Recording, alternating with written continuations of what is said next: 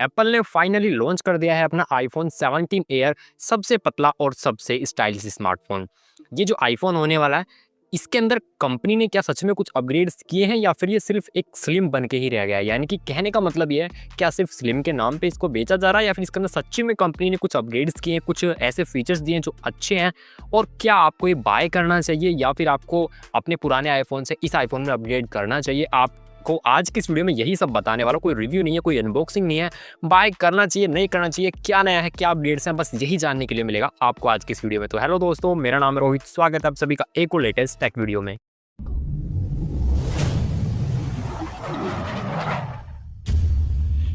सबसे पहले बात करेंगे आईफोन 17 एयर की डिस्प्ले एंड डिज़ाइन की। आईफोन 17 एयर अब तक का सबसे स्लिमेस्ट आईफोन है। 5.6 mm की थिकनेस है इसके अंदर और ओनली 165 ग्राम वेट आपको देखने के लिए मिल जाता है। ब्रांड का ऐसा कहना है कि 80% रिसाइक्लेबल और टाइटेनियम से इसकी बॉडी या इसके फ्रेम को बनाया गया है। आईफोन 17 एयर के अंदर आपको 6.5 इंचेस की एक ओएलईडी प्रोमोशन डिस्प्ले दी गई है। अब तक जो ये प्रोमोशन डिस्प्ले है, एक्चुअली ये जो नॉर्मल वर्जन्स होते हैं या फिर नॉर्मल मॉडल्स होते हैं बेस वाले, उनमें नहीं दी जाती। जो प्रो मॉडल्स होते थे आईफोन के, उनमें ही दी जाती थी, बट अब इसको आईफोन एयर में भी दिया गया है। प्रोमोशन का मतलब ये हो गया कि आपको अप टू 120 हर्ट्ज तक का रिफ्रेश रेट देखने के लिए मिल जाएगा, जिससे स्मूथ स्क्रोलिंग मिलेगी और इसी के साथ में आपको गेमिंग का एक्सपीरियंस भी अच्छा मिलने वाला है। आईफोन 17 एयर की डिस्प्ले पर आपको सिरेमिक शील्ड ग्लास 2 का प्रोडक्शन देखने के लिए मिल जाता है और इसके रियर साइड पे यानी कि बैक साइड पे आपको सिरेमिक ग्लास का प्रोडक्शन मिल जाता है, जो कि स्क्रैच प्रूफ है और इसी के साथ में काफी ज्यादा लॉन्ग टर्म तक आपका फोन चलने वाला, ड्यूरेबल होने वाला है। आईफोन 17 एयर के अंदर आपको लेस बेजल्स देखने के लिए मिलती है, स्लिम फ्रेम देखने के लिए मिल जाता है। ओवरऑल अगर आप देखेंगे तो काफी ज्यादा स्टाइलिश एंड प्रीमियम आईफोन आपको प्रोवाइड किया जा रहा है। और अब बात करेंगे परफॉर्मेंस एंड बैटरी के बारे में। आईफोन 17 एयर के अंदर आपको बायोनिक का A19 प्रो चिपसेट दिया जा रहा है। ये जो प्रो वाले चिपसेट है, अब तक आपको ज्यादातर देखने के लिए मिलते थे आईफोन्स के प्रो वाले मॉडल्स के अंदर, बट इस एयर वाले मॉडल के अंदर भी आपको जो प्रो मॉडल वाला चिपसेट है आईफोन बायोनिक का A19 प्रो, वो दिया जा रहा है। तो ये इंटरेस्टिंग बात है, अपने आप में काफी अच्छी परफॉर्मेंस आपको ये निकाल के देगा। आईफोन 17 एयर के अंदर आपको 12 GB की रैम देखने के लिए मिल जाती है, जो कि अब तक ये सिर्फ प्रो मॉडल्स में देखने के लिए मिलती थी। नॉन प्रो मॉडल्स में पहली बार इतनी ज्यादा रैम आपको प्रोवाइड की जा रही है, तो अच्छी परफॉर्मेंस इससे भी आपकी निकलेगी। बैटरी की बात करूँ तो ब्रांड क्लेम करता है कि अप टू 27 आवर्स तक का वीडियो प्लेबैक टाइमिंग आपको निकाल के दे देता है। ऑफकोर्स पहले की तरह ही एप्पल ने इस बार भी अपने बैटरी के mAh को डिस्क्लोज नहीं किया है कि कितना होता है, सिर्फ प्लेबैक बता देता है, बट हर बार पता चल ही जाता है सर्टिफिकेशन वेबसाइट से या जो टिपस्टर होते हैं उनसे पता चल जाता है। तो इस बार भी पता चला है कि लगभग 3146 mAh के आसपास बैटरी है इसके अंदर, जो सच्ची में काफ़ी कम बैटरी है। यहाँ पे आप अगर जस्टिफाई करना चाहते हैं तो सिर्फ ये बोल के कर सकते हैं कि जी थिकनेस 5.6 mm की दी है, इस वजह से बैटरी इतनी है। सिर्फ जस्टिफाई का ये एक रीज़न बन सकता है अगर आप करना चाहते हैं। अदरवाइज मैं इसको भी ज़्यादा नहीं मानता। वो इसलिए नहीं मानता, छोटा सी बात बताऊँ, अभी एक टेक्नो का पोवा स्लिम आया, 5.9 mm स्लिम है वो, 5.9, ये कितना है 5.6। 5.9 के अंदर टेक्नो ने 5200 mAh की बैटरी प्रोवाइड की है, तो आपने 3100 की दी है सिर्फ। अगर आप इसको सिर्फ 4000 भी कर देते तो मुझे लगता है थोड़ा बेटर होता, है ना। देखिए, हमें अपनी डिमांड रखनी पड़ेंगी या फिर कम से कम वीडियो में तो बता ही सकते हैं, क्योंकि आप नहीं बोलेंगे तो आपको मिलता रहेगा सामान ऐसे, है ना। क्योंकि आप 1 लाख से ज़्यादा रुपीज़ स्पेंड कर रहे हैं तो आप कुछ ना कुछ तो कंपनी से या ब्रांड से एक्सपेक्ट करते हैं कि भाई हमको ये तो मिलना चाहिए। और आईफोन 17 एयर फास्ट चार्जिंग को भी सपोर्ट कर लेता है। अब इसके कैमरा अपग्रेड्स की अगर बात करें तो इसके रियर साइड में सिंगल कैमरा सेटअप है, जो कि 48 मेगापिक्सल का फ्यूजन मेन कैमरा आपको दिया गया है।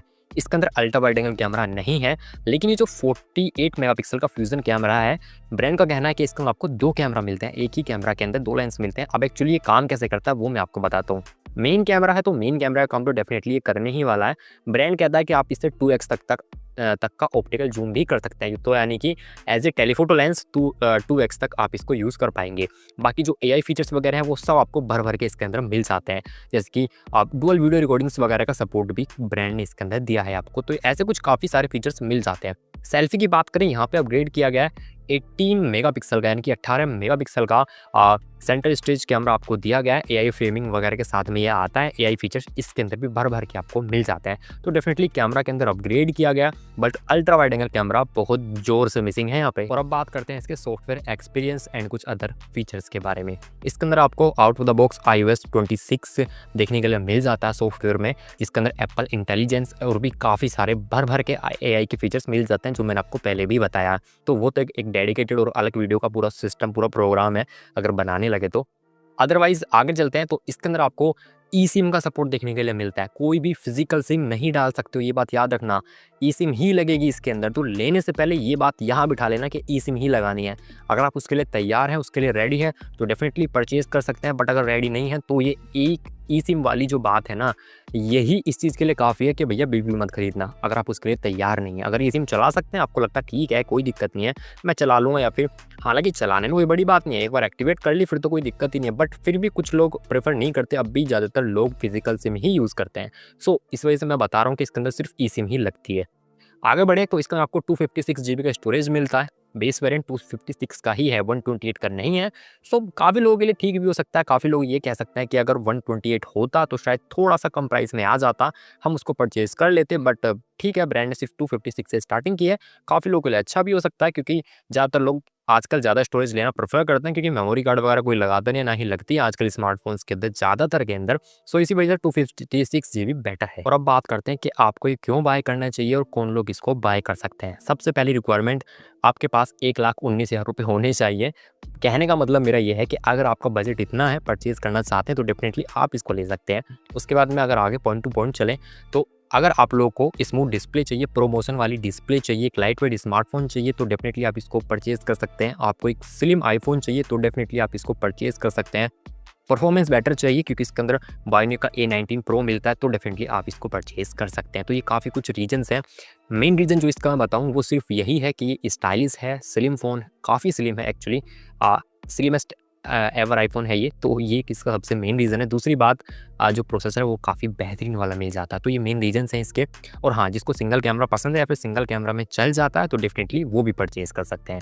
और अब बारी आती है ऐसे लोगों की कि भाई जिनको नहीं परचेज़ करना चाहिए, या फिर क्यों नहीं परचेज़ करना चाहिए। अब सबसे पहले बात आती है क्यों नहीं परचेज़ करना चाहिए। अब जो शुरू की लाइन में बताने वाला हूँ वो पर्सनली मुझे ऐसा लगता है, बाकी आप लोगों की शायद सोच इसमें अलग हो सकती है। मेरी सोच ये है कि किन लोगों को बाय नहीं करना चाहिए। पहला पॉइंट ये है कि अगर आप लोगों का बजट उतना नहीं है, ईएमआई पे लेने की सोच रहे हैं, वो भी सिर्फ इसलिए कि स्लिम स्मार्टफोन है, तो 1 लाख से ज़्यादा ईएमआई पे लेना मुझे पता नहीं पर्सनली ऐसा ठीक नहीं लगता कि इस आईफोन के लिए कम से कम। या फिर आप प्रो मॉडल लो तो शायद थोड़ा सूटेबल हो सकता है। बट अगर आप सिर्फ स्लिमनेस की वजह से और लाइट वेट की वजह से परचेज़ कर रहे हो, सिर्फ यही एक रीज़न है, तो मुझे वो जस्टिफाई नहीं लगती चीज़ें। वो आपका शायद अलग ओपिनियन हो सकता है, मैं उसमें कोई ये नहीं कहूँगा कि आप गलत हैं, बट ये मेरा पर्सनली है।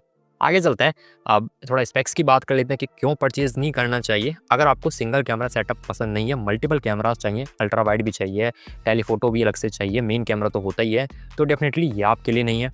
दूसरी बात, अगर आप लोगों को बड़ी बैटरी चाहिए, तो डेफिनेटली ये आपके लिए नहीं है, क्योंकि बैटरी बड़ी बिल्कुल भी नहीं है भैया इसके अंदर। एक दिन में हो सकता है 2 बार या 3 बार चार्जिंग पे आप इसको लगाएं, क्योंकि वीडियो प्लेबैक ठीक है जो कंपनी बताती है, बट फ़ोन काफ़ी ज़्यादा यूज़ करते हैं आजकल हम इंडियंस जो हैं, इंडियंस के सभी लोग करते हैं। सो दैट्स वाई ये आपके लिए नहीं है अगर आप बड़ी बैटरी ढूंढ रहे हैं कहीं पे। और एक सबसे बड़ा रीज़न है कि अगर आप लोग फिजिकल सिम को सपोर्ट करते हैं, या फिर आप लोग फिजिकल सिम लगाना पसंद करते हैं, तो डेफिनेटली ये आपके लिए नहीं है, क्योंकि ई सिम के साथ ये आता है।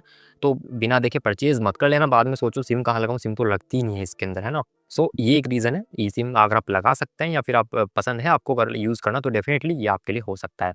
ये बड़े मेन रीज़न्स हैं। अब एक बात बता देता हूँ, अगर आप मुझसे कंक्लूजन पूछोगे तो मैं यही कहूँगा, जिन लोगों को स्लिमेस्ट आईफ़ोन चाहिए, सबसे हल्का वाला आईफ़ोन चाहिए, बहुत पतले फ़ोन का अगर आपको शौक है, पैसे की कोई प्रॉब्लम नहीं है, ईज़िली 1 लाख रुपए स्पेंड कर सकते हो सिर्फ डिज़ाइन पे, स्लीकनेस पे, इसके स्टाइलिश पे, तो डेफिनेटली ये आपके लिए, आप इसको परचेज़ कर सकते हैं। बट काफ़ी जगह कॉम्प्रोमाइज़ भी करना पड़ेगा, बैटरी के अंदर, फिजिकल सिम के अंदर और अल्ट्रा वाइड एंगल कैमरा के अंदर, तो काफ़ी जगह कॉम्प्रोमाइज़ भी डेफिनेटली है इसके अंदर। मेरा ओपिनियन ये है आईफोन 17 एयर को लेकर। नेक्स्ट वीडियो कौन से आईफोन की चाहिए, इसी तरह की मुझे कमेंट कर देना कमेंट बॉक्स में। वीडियो को लाइक, वीडियो को शेयर कर दो, वीडियो को हाइप जरूर याद से कर देना, क्योंकि ऐसी वीडियोज़ बहुत कम मिलेंगी अभी आपको यूट्यूब पर, जहाँ पे आपको ये बताया जा रहा हो कि अपग्रेड क्यों नहीं करना चाहिए, या फिर ये क्यों नहीं लेना चाहिए, या फिर क्यों लेना चाहिए।